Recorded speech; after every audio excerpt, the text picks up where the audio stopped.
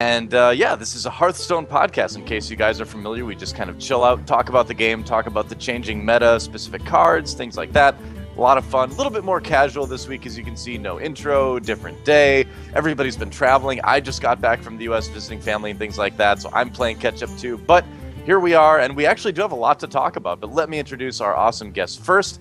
We have, of course, Sixa from NA, the Paladin Extraordinaire, and LS, of course, from Korea as well. And then from EU, we have none other than Nyx, who appeared on a couple of our Hearthstone King of the Hills. Actually, all of these guys have been on our Hearthstone King of the Hills. So let's go through and see how everybody's doing. I should have done this earlier, but Sixa, how you doing? I'm doing pretty good. Came back from Team Liquid 3, the NA Open. Got top 4 again. Pretty good at not making finals. But what happened? What was the problem? I don't think it was misplays. There's one misplay in the final game, but like the other two, I drew bad. Like didn't draw correctly. All right. I'm sorry to bring up horrible memories for you. Nah, I'm here for you, man. You need. All right, Nick, how you doing? LS. I'm good. I was taking a break from Hearthstone because I was hoping that there was the patch coming out, like they said at BlizzCon, but it didn't come out. So I've just been playing a little bit. I've been mostly only playing League. So, but I'm still following all the metas and stuff. I'm still like talking to people. So. All right. Yeah. That's good. Nyx, you've been playing, right? Yeah, we've been playing hardcore, preparing for the 2p.com tournament. Awesome. When is that? 1st and 2nd December. So pretty soon, 1 week.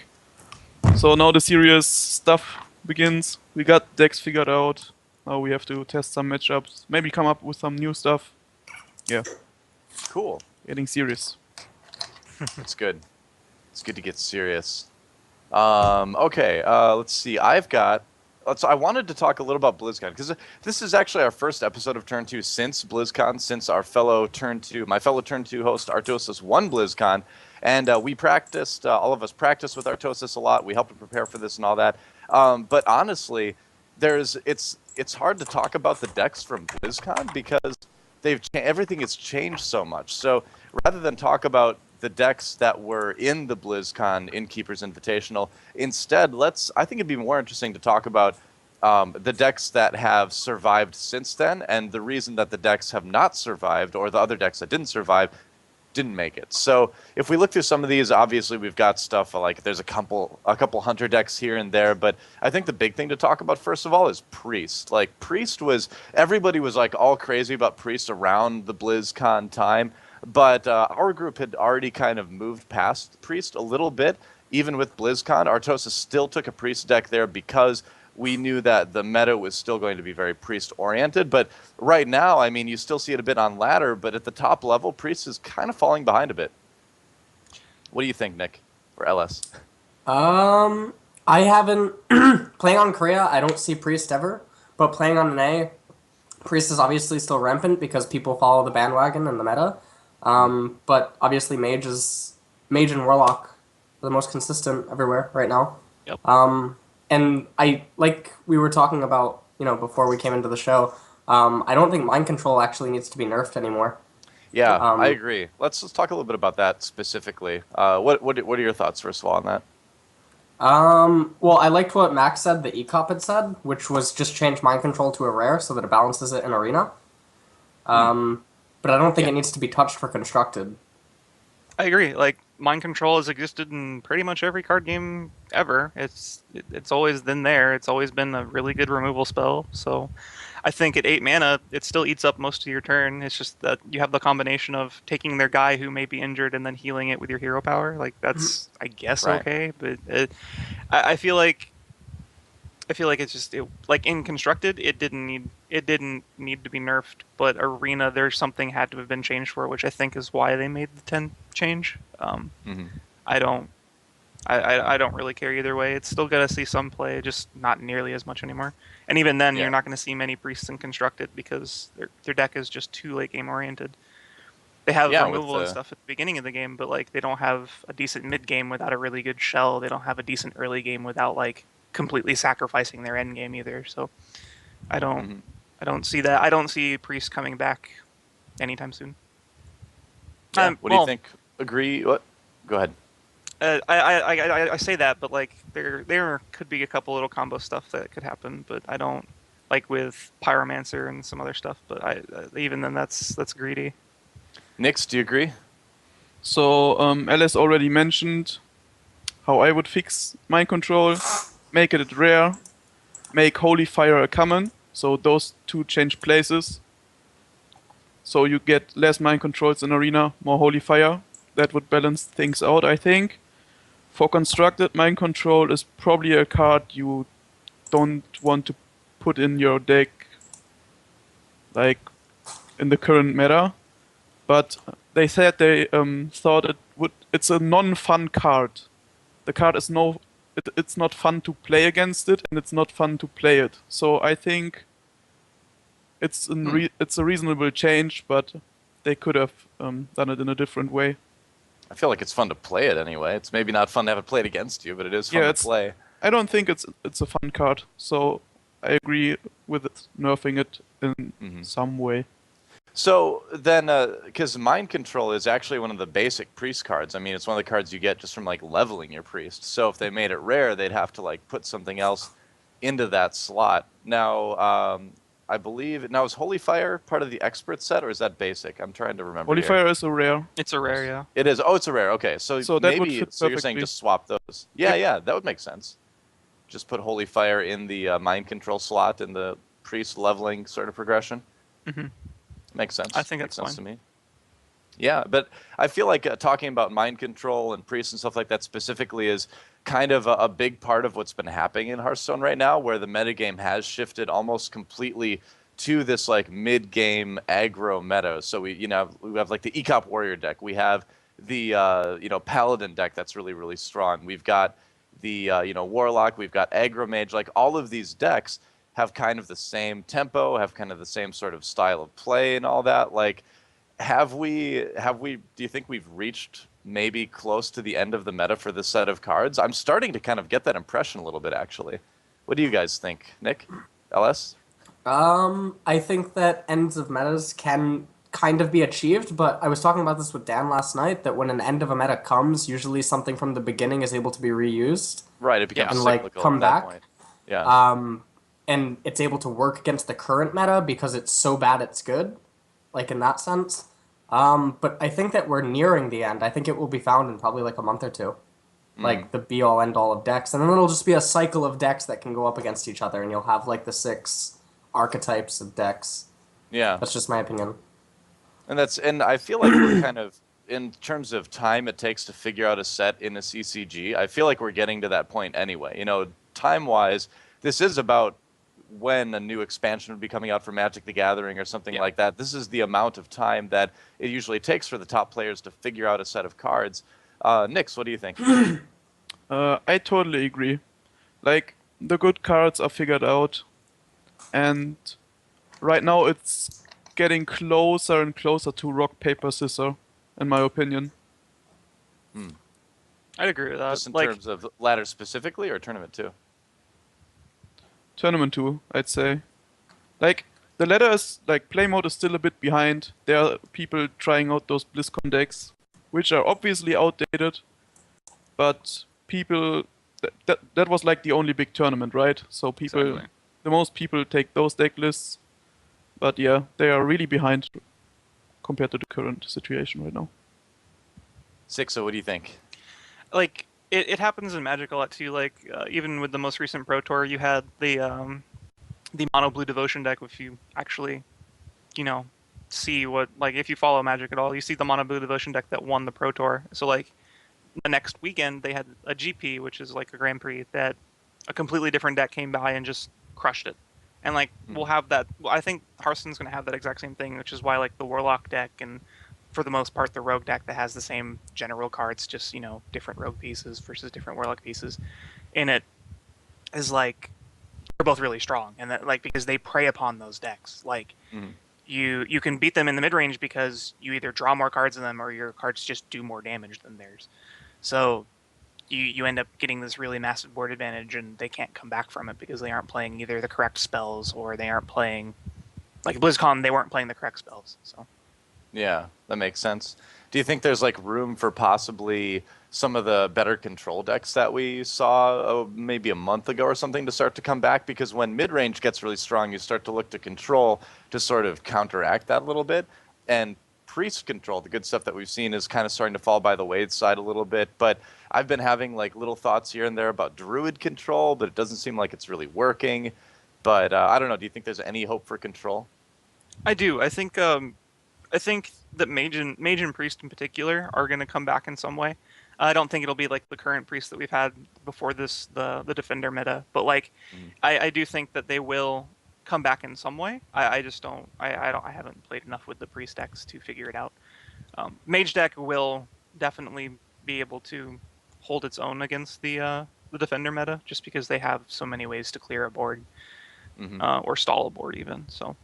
Now, LS, you play a lot with the Korean players, and you play a lot of high-level League of Legends in Korea, and a lot of those guys are playing a lot of Hearthstone right now. And you were talking about something really interesting, because right now, the Korean meta, the Korean scene, is really different from NA and EU. Talk about that, because it's so cool to hear.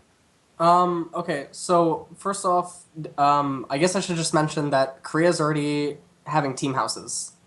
In Korea. Not team houses per se, like teams, but farmhouses, which is like Not a like bunch of sponsored players. team houses, huh? Yeah. A bunch of players with the same interests throw in money to live together and basically come together over a game. You saw this in StarCraft 1, you saw it in StarCraft 2, you see it in League of Legends, you see it in Dota 2 now in Korea. This is what Koreans do when they decide they want to win a game. And what's happening right now on the meta in Korea is everyone's running Mage. I don't know if that's because they're not aware of Warlock yet, or they just think that Mage is the best, but they're running it in a different way, where they're running like Ice Blocks and Alex Strazes in a very cheesy way, where you can't kill them and they set you to 15 and kill you. It's like a weird thing that somehow works, even against decks that I pull over from NA and put it on Korea. But I haven't done it with the Warlock, but, so they're playing a very bizarre, control-y way. And I think that as time evolves, Korea will kind of adapt like what Japan does in Magic, where they come up with these off-the-wall decks that Westerners consider cards inside of it to either not be useful or useless, and it'll specifically be to snipe a tournament, and then they'll break the deck apart, and that'll be it. Yep. I think that's what they'll do, just like the Japanese in Magic. And it makes them very hard to play against, it makes them extremely hard to predict, and because they're all going to be acting like a cult, like with the team houses and stuff, they're going to design decks like similar to what we're doing over at iHeartU with like me, Max, Ecop, you, Dan, Sixa, blah, blah, blah. But when you have so many boys living together, 18 to, 30, whatever, 12 hours, 16 hours a day, I mean, you're going to find stuff really fast. Yeah. That's just how it is.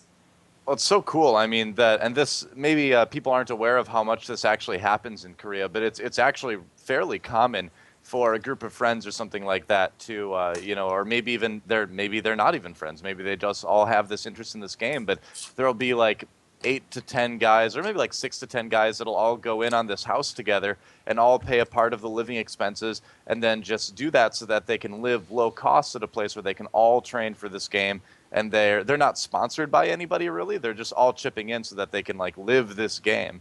And it's so cool. It reminds me of like the artist communes in like the Victorian era and in like Europe and stuff like that. And speaking of Europe, Nix, what do you think about this? The Korean I think style so far. I really like it. Like living in a gaming house with other people. First of all, that sounds fun, and second of all, I want to do that for sure. Talking about the mage deck Nick was mentioning. Rackful played it on BlizzCon. His build wasn't kind of optimal, right? So they probably picked it up, changed it a bit, and now it's better. But I think in the current situation, it gets countered by like even healing cards, because in the MLG and ESL tournaments, you're allowed to change your deck, like sideboard cards in, and that basically counters the deck 100%. There's no way you can win then. If you heal up like for 7, let's say Guardian of Kings in a Pally deck, after they set you down to 15 by Alex Strasser, there's no way they can win. So I don't really like the deck. It has still it's okay. I mean, you can play it, but there will be some games where you get even rushed down by warlocks or rogues or whatever. Yeah, you can just draw incorrectly and lose those games. It's happened You quite a know, bit when I tried to build that list. Ice block is way too important in Yeah. that deck. You have to get ice Yeah. block, or you're just dead. You know, you mentioned sideboards, and that's actually a topic that I've been thinking a lot about lately, because in general, like BlizzCon didn't have sideboards, a lot of the other tournaments right now are not having sideboards, but a couple of them that are, it's making me think a little bit, because we talked earlier about that we're kind of, it seems like we're kind of reaching the end of the meta for this set of cards, and things may be about to become a little bit rock, paper, scissorsy, so is a way to sort of kind of prevent that from happening getting more sideboards involved in tournaments, and like I've been trying to figure out what a good way to implement that would be. Like how is it? You said it was MLG was using a Yeah, sideboard. MLG and Okay, ESL. I actually hadn't heard about that. How are they implementing it? How's the sideboard being done? Well, they are doing best of 3, but you Okay. keep the same class. You still can change your deck after each game, so How you many can cards count can you change? all of your cards. Any you can of them. basically Really? build a new deck, Wow. but it's the same class. I don't think So that's a good way to go. I don't know. no, I don't like it at all. I like Yeah. I the don't King either. of the Hill and the BlizzCon. That's how Hearthstone tournaments should be done. You Yeah. I pre-construct a deck, you give the organizer the list and the class, and then you have to play the deck. And if you lose, Yeah. it's eliminated, and the Mhm. winner has to keep on playing the deck. I like I it way feel more. like I feel like until we get an in-game implementation, like through the client itself for side decking, that it's just not feasible to do.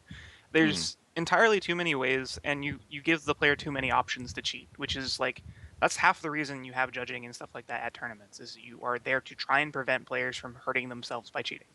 Like Right. yes, there are people who call on them. Yes, there are people who do stuff like that. But the main goal of your there is to make the games as even as possible.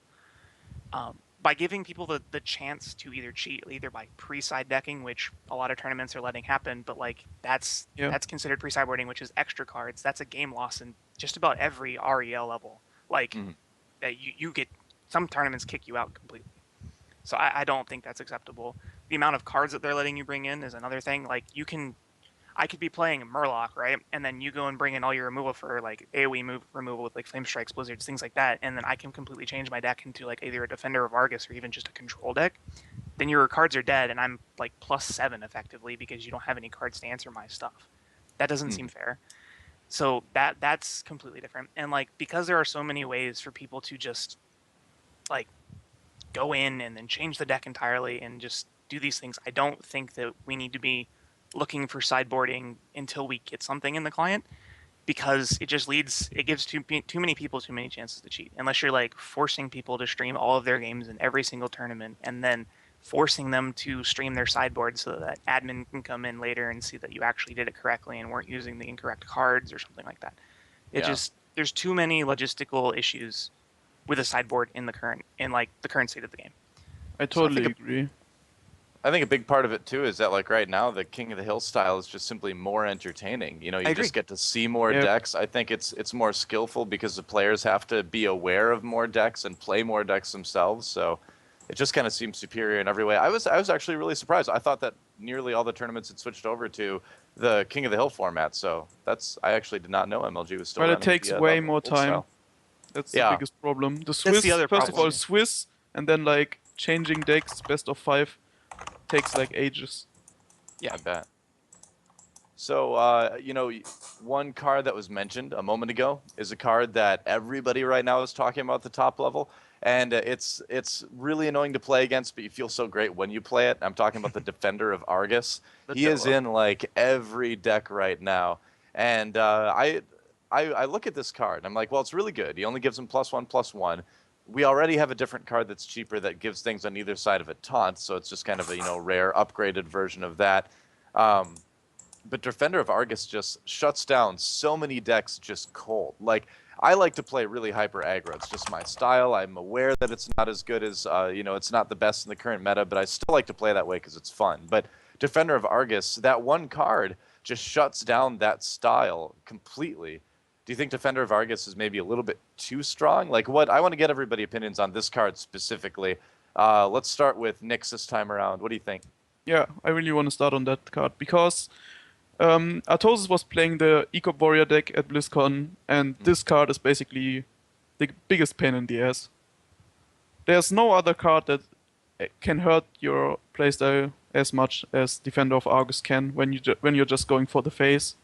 Totally. And that happened a lot, even in the BlizzCon tournament, where people maybe they weren't so much aware of Defender of Argus, but by now the Warrior deck is pretty much dead because of Defender of Argus. Like, getting 2 taunts out is way too powerful. Yeah. And the buff it provides, it's silly. I mean, the card, it's balanced, but it's still silly because it kills a lot of archetype decks that just go for the face. There's no other card in the game. Well, the only other card in the game besides Defender of Argus that comes down and completely changes a player's decision tree is Sylvanas. Like, those 2 cards in particular completely change every single play that your opponent can make on their next turn.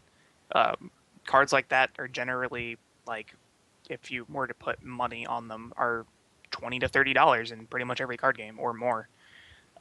So I think this card is maybe a little strong. It could stand to be 5 mana, I think.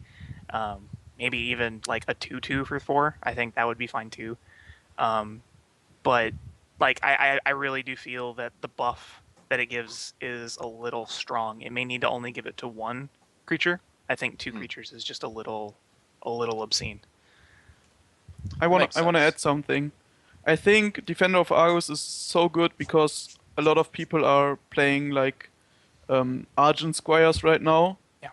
And those 2 cards coupled up, they are on turn 5. They are way too silly. Like, you can get out an Argent, a Divine Shield Argent Squire, which has taunt and is a 2/2, and you only need one other creature to use Argus to his fully potential on turn 5, and that's really crazy. I love it when they play it after they've I love it when you see it in a Paladin deck after they've already got Sword of Justice out, so then you end up with like a 3/3 Argent Squire with Divine Shield and Taunt. That's always a lot of fun to deal with. And I say that sarcastically, of course. LS, what do you think?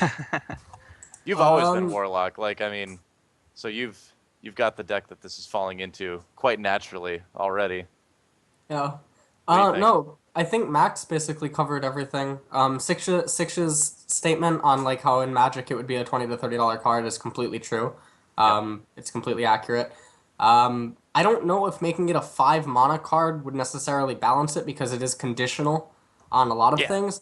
But the fact that it is technically removal if you view the hidden text, where if you trade a 4/4 into a 4/4 but you give it +1/+1, you kill the creature and then the card demands attention to be dealt with. His effect is essentially removal, which hits the field, which that's a little powerful for a 4 for a 3/3. And then yes, like what Max said, he destroys some meta decks, like the Warrior deck just completely fell out of play. Like, you know, my poor Shaman deck just dies. Like, one turn away from a win every time with that Shaman deck. Yep. And then Defender of Argus shows up and just crushes it. Yeah, you can't swing for face. And then Sylvanas, she's like one of those cards, like in card games, that she's really popular, then she's really not popular, then she's really popular again. She comes and goes with the meta. And right now she works right now in this meta because there's so many minions that are focused on the same exact thing that more often than not she's stealing something of importance. And the fact that she generally goes 2 for 1 against the current meta is just way too powerful. So not even 2 for 1. She goes for like 3 for 1. A 5/5 in the current meta is so huge. Yeah, I've very rarely gotten less than 3 cards off her if like I like resolve her or something like that first. I think she's one of those cards that it's a race in the current meta to see who resolves that card first because I noticed that a lot too. She changes the whole board basically. Yeah, a big part of it too is that a lot of the like direct removal cards like Assassinate and things like that just aren't really used anymore. So you can get away with playing a lot more high cost stuff now than you could, and that's starting to hurt a little bit. But LS mentioned the hidden text for direct damage and stuff like that, and that's actually a topic that I wanted to bring up too.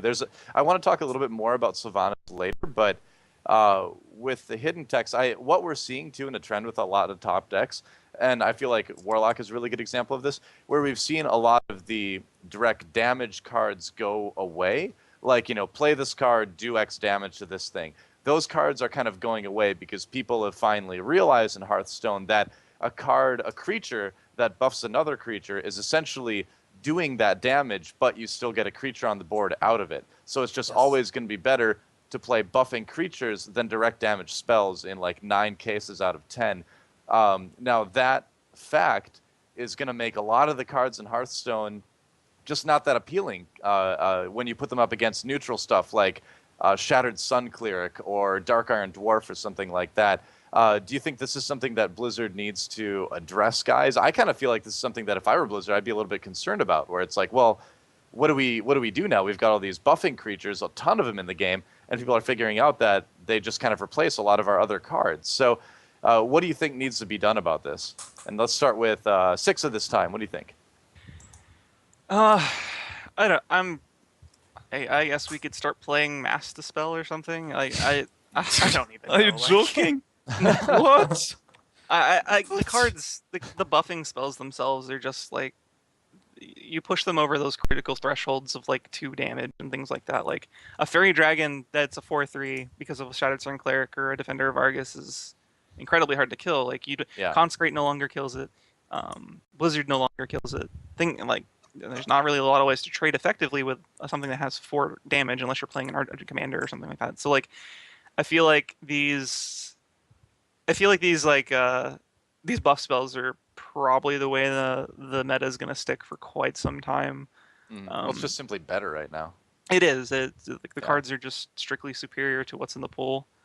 I think you'll see a lot more mages playing 2 Flame Strikes than not 2 Flame Strikes. You'll see. I think there's something said with like Dalanos is going to see a big surge in play, even though it's pretty much played in every spellcaster deck. Stuff like that, stuff that makes your AoE removal spells just do that extra tick of damage or something like that, because you need some way to counterplay their defenders. So, other than that, like I haven't figured it out yet. Like there's, you got me. I don't know. I'm not sure yet. LS, what do you think?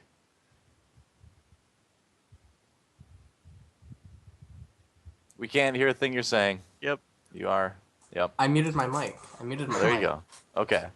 No, I'm now? just I don't really have too much more to say on it. I think Sixa basically comments Yeah.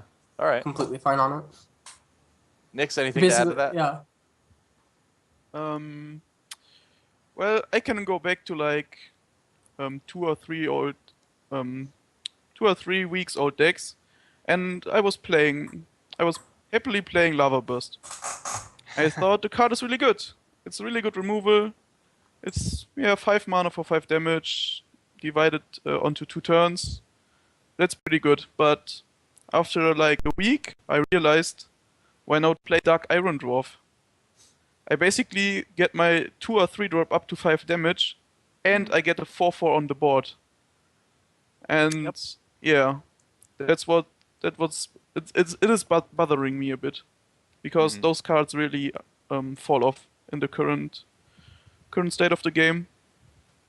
I think a good way to look at it, maybe, and I've been theory crafting this a lot in my own mind too, and I definitely don't claim to have like the answer or anything like that to it, but I feel like in general, maybe some of the single target removal and stuff like that could be made a little bit less expensive, possibly, just as sort of an idea. Because if you look at how it's hard not to use Magic the Gathering as an example for a lot of stuff here, but if you look at Magic, I feel like generally you do have cheaper removal. Like if you think about Terror or something like that, that's 3 mana if I remember right, to just 2. Kind of remove anything, right?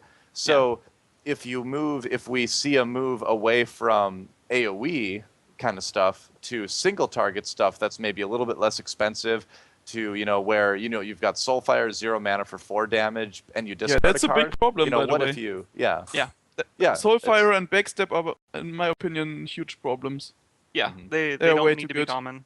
the entire direct damage spell situation in Hearthstone, I think, needs evaluating from cost to damage to side costs like discarding and things like that. I feel like it needs a big revamp.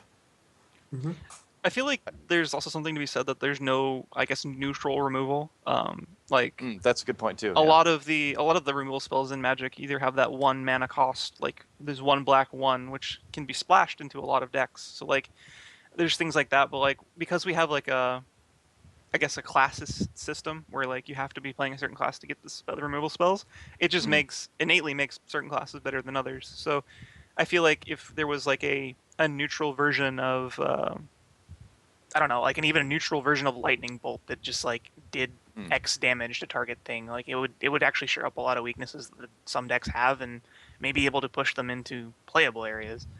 Or even just like a 3 mana or 4 or 5 mana even destroy target guy like assassinate or something, like even 7 mana at some points. Like But that wouldn't change anything. That's not the problem right now. The problem right now is the board is getting flooded by guys you can't deal with because the Yeah. HP is getting cheated by Blood Imps, Shattered Suns, or Defender of Argus. That's the biggest problem, I think. That is the biggest problem. Yeah. Like And So do you handle it with AoE or single target? well, you got Soulfire and Backstab, for example, and those two cards push Warlock and Rogue above the average because they are for free.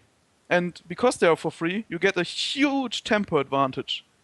So you don't have to sacrifice your own stuff. You can just make efficient trades and remove threats for free. Or you have a card like Eviscerate, which is totally insane too, by the way. yeah. Which Yeah, it is. pushes those cards over the top. And that's why Rogue and Warlock are so good right now. It's not Yeah, we about have- it's not about the AoE, but it's about playing valuable minions with cheap, insanely good removal. That is the key to success right now. We have seen a little bit more of a resurgent in Rogue too lately. Actually, people are kind of figuring all this stuff out. That you can kind of Rogue's in kind of a weird spot because you don't have a lot of the same creatures that you have in other mid-range decks with Rogue, but it makes up for it by that more effective removal and things like that. So you can kind of get away with it a little bit more. I feel like Rogue's still maybe a little bit lower tier than like where would I'm curious now about this. What you think about this, Nix? Where would you rate the current top Rogue deck against the top mid-range Paladin deck? Because I feel like I'd still put Paladin a little bit higher. I think Rogue's way better. You think so? Why? Like by far. Why is that? Because the removal spells are cheaper. So you get the tempo in the early game, and Peli has no chance of coming back if he doesn't play Equality Consecrate or Equality Avenging Wrath. Even if he has those things though, like you're at such a card advantage because you can afford to only keep 3 or 4 guys on the board at a time with like defenders and stuff like that your clock doesn't really get hurt if you're not playing every card in your hand. The So, like, Paladin's advantage is kind of circumstantial, too circumstantial because you're relying on like getting that Consecrate or getting that sort of Justice out early enough to buff your stuff to survive the removal, which makes it a little bit less reliable. Yeah. I think That's what I there's was Equality is a decent answer to some of the Defender of Argus or Defender of Argus stuff, but like the deck itself there's not enough like actual targeted removal outside Hammer of Wrath and things like that. So I feel like you have to get off an insane start playing Peli. You have to have like either, I don't know, coin turn 2 Harvest Golem into turn 3 Shattered Sun, but any class can have that play, which is by the way one of the best openings in the game. Or like coin turn 2 sort of Justice into turn 3 Aldor Peacekeeper. So you get the tempo advantage back, but still then the Rogue maybe has a Thalnos just removing your Peacekeeper with an attack and basically backstep for free. Or either like, I don't know, playing a card and then eviscerating it. And the advantage and the tempo you actually accumulated is gone in one turn. that's my main problem with Backstab is because it's free. You get a lot of like, you're not spending mana so that you can actually get those turn 2 combos and stuff off. It's like Yeah, you're it's the exact enabling same combos. problem I have with the coin. Like it's a spell that costs 0 mana in a rogue deck. That's pretty good. Like Yeah. really, really good. Or a Mage for Mana Worm. Yeah. Yeah, Mana Worm is huge right now, and I mean he's been big. Mage mid-range is kind of one of the first mid-range aggro decks that people really started getting into.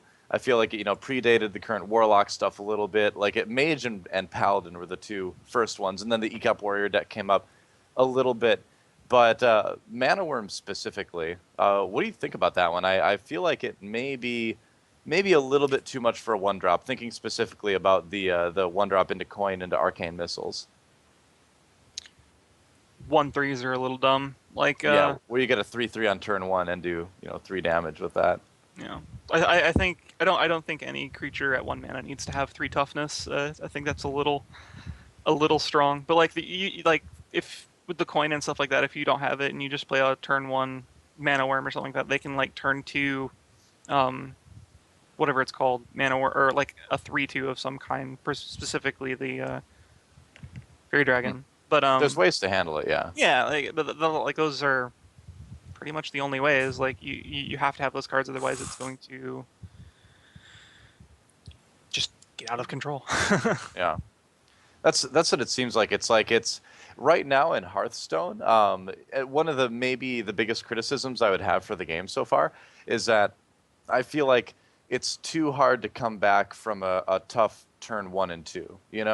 It's really easy to snowball a game from like the first turn, whereas in some other games like Magic the Gathering and things like that, maybe not at the top level, but at most levels you can come back from kind of like a rough turn 1 or 2. Whereas with Hearthstone, if you get that turn 1 3/3 mana worm with arcane missiles, or like you were saying earlier, Nix, the Harvest Golem into Shattered Sun Cleric and all that, like if you don't match that, it's really hard to ever keep up because you just never get that tempo or get like an opportunity to sort of catch back up in the tempo. Do you think maybe there's too big of a power swing in turns 1 and 2 in the game?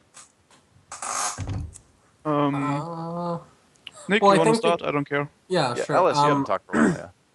I think because Hearthstone's function of continuously gaining a mana each turn without having to like play a land in Magic or something, I think snowballing is a real thing, and I think it has to be dealt with somehow eventually. Like, Yeah.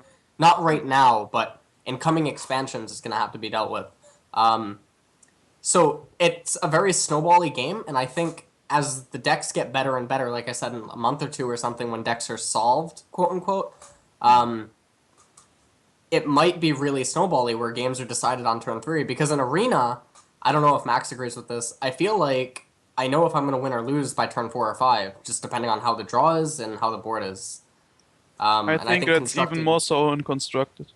Yeah. I think It's very snowbally. I've always, like, lately when I've been playing with people, I've been telling, like, my friends that aren't quite as into it as I am, like, that I can tell them who's going to win the game, like, after turn 2.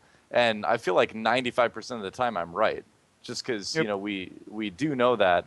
And so if you're Blizzard, like, what do you do to fix that? That's because I'm not just, it's like this episode has been a lot of oh no, this bad thing might be happening, but I want to talk a lot about like possible fixes too, because Hearthstone is fun. We love the game. We want to see it improve.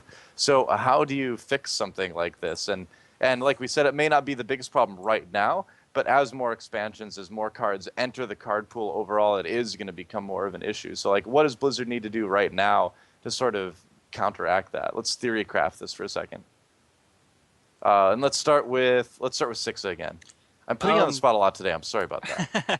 I think like the snowballing is just it's curving out is what I understand it as like so like you have that turn 1 drop, you have that turn 2 drop, you have that turn 3 drop, you have that turn 4 like these the where you go turn if you like Magical World, right, where you have the 3 perfect cards, you go turn 2 coin Harvest Golem, turn 3 Shattered Sun Cleric, turn 4 Defender of Argus, like right. Those are 3 haymaker spells back to back. Like that's really, really, really, really like I would almost stand to say unbeatable in some cases. Like yes, you can have the removal spells and answer them correctly, but like that's still what 14 damage on turn 4. Like that's I feel like we could maybe see a little bit more or a little bit more cheaper AoE removal as well, because I at first I was really, really against that kind of thing, and I'm still, even as I say it, a little bit unsure about it. But with the strength of all the creature buffing stuff that comes out, it's not just playing that drop each turn, but it's just that drop makes the previous drop stronger oftentimes. exactly. Maybe more AoE removal wouldn't be so bad, actually. I don't know if it's the removal that needs to be like. I think the cost of buffing a creature needs to be looked at. Like a 3-mana 3/3 in this meta it's still pretty good. Like a 3/3 trades with everything in the early game, and then you're giving something else +1/+1. Like that's So is that like 0 mana? Like, is a +1/+1 counter on something worth no mana at all? Mm. So if that's the case, then why isn't there a spell that says 0 mana, give target creature +1/+1? Like, That's a good point. why isn't that a thing? Because Well, there's Wisp. I mean, that's kind of like a 1/1 for 0 that's just out yeah, there. but like it's not giving it to another guy that can just like Yeah. punch through immediately. Yeah, but that card would be terrible, like 0 mana +1/+1. Yeah, it would be. I would never I play agree. By itself, it would be so- because you're not furthering your board. But King Mukla gives you bananas. it. Yeah. King Mukla gives it to your opponent. True. That's different. I know, but the plural you know. But Yeah. well, how about this? Because one of the things that I've always said, like from day one of the beta with Hearthstone, is that it is like the most cost-efficient CCG I have ever seen. Like the amount of health and attack and benefits you get for the amount of mana you're paying for these cards is like the most generous I've ever seen in a CCG. So maybe seeing something like the Shattered Sun Cleric for 3 mana go to a 2/2 that gives a 1/1 for 3.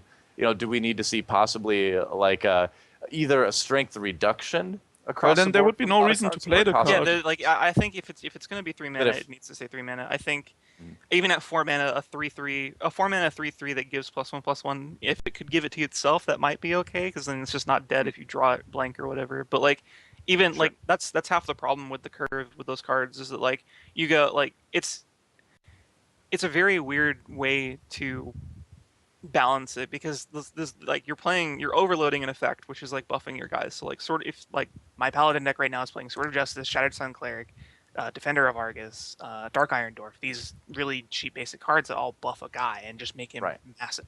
So like even then like you have Blessing of Kings, which is a rare, and that's a really good card too. Like you can turn any creature into a threat, but that's +4/+4. So like there are things like that, and like I don't know. I don't feel like I feel like giving +1/+1 and another effect like Defender of Argus or +1/+1 just flat out for a really small amount of mana that also furthers your board is a little too strong.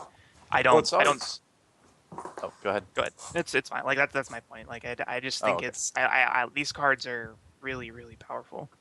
I always thought it I was a think little you bit guys are surprising. completely wrong. What do you Okay. think?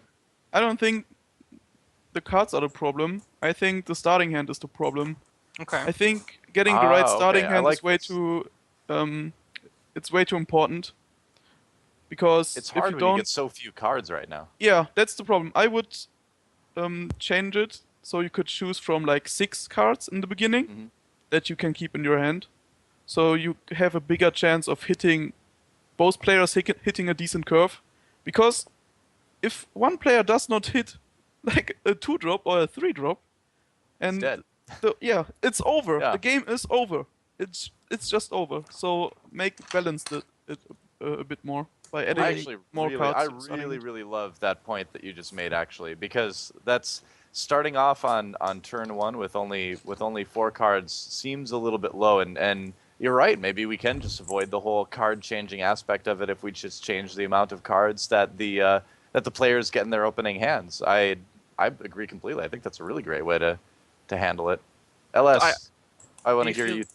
Go ahead. After Sixa, I want to hear you talk after Sixa because he really wants to say something. Go ahead. Yeah, do you feel like the mulligan is the problem too then? Because like I feel like if you like say what if we change the mulligan from being able to pick like 1, 2, or 3 or 4 cards, right? Like say we keep the hands the same size they are at the beginning.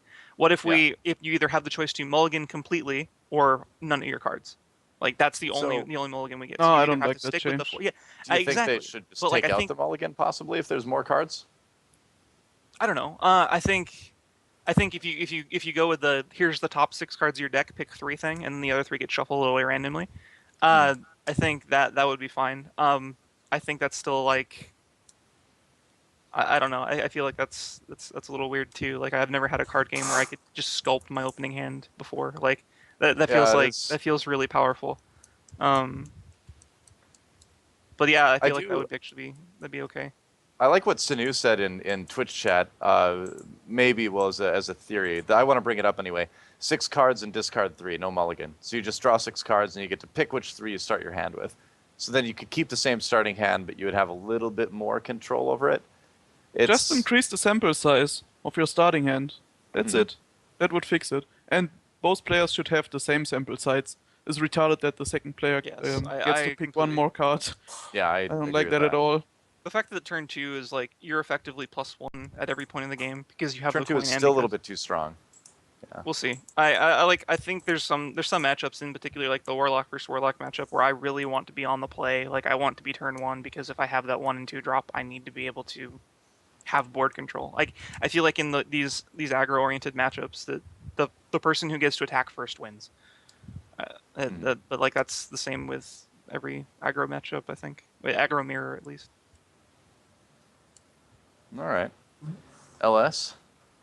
The only issue I have with either increasing sample size while being able to mulligan or mulligan down, etc., is that the game's deck size and hand size is extremely similar to Yu-Gi-Oh!